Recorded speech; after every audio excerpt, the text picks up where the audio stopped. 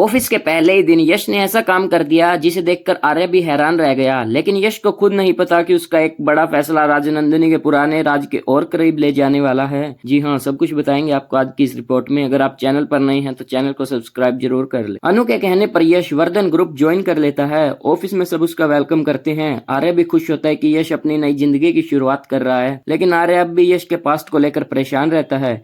Office में पहले ही दिन यश एक इम्पोर्टेंट प्रोजेक्ट की फाइल देख लेता है। मीटिंग के दौर वो कुछ ऐसे सजेशन देता है जिससे सब इम्प्रेस हो जाते हैं। बोर्ड मेंबर भी यश की तारीफ करने लगते हैं। आर्य सोच में पड़ जाता है, यश को बिजनेस की इतनी समझ कैसे है। अनु यश को देखकर खुश होती है। मुझे पता था तुम सबको इम्प्रेस कर दोगे। यश मुस्कुरा देता है, लेकिन उसके दिमाग में बार बार राजनंदिनी की तस्वीर घूम रही होती है।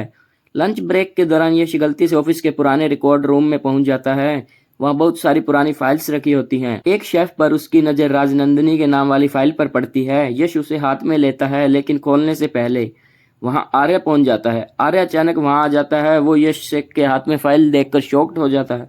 ये फाइल तुम्हारे पास कैसे आई? यश हैरान होकर कहता है, मैं बस देख रहा था।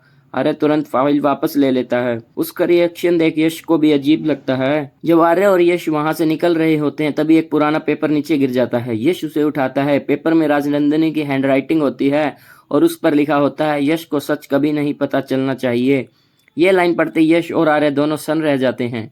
यश आर्य की तरफ देखकर पूछता है, राजनंदिनी दीदी मेरे बारे में क्यों लिखेंगी? आर्य के पास कोई जवाब नहीं होता। उसी वक्त दूर खड़ी मानसी ये सब सुन लेती है।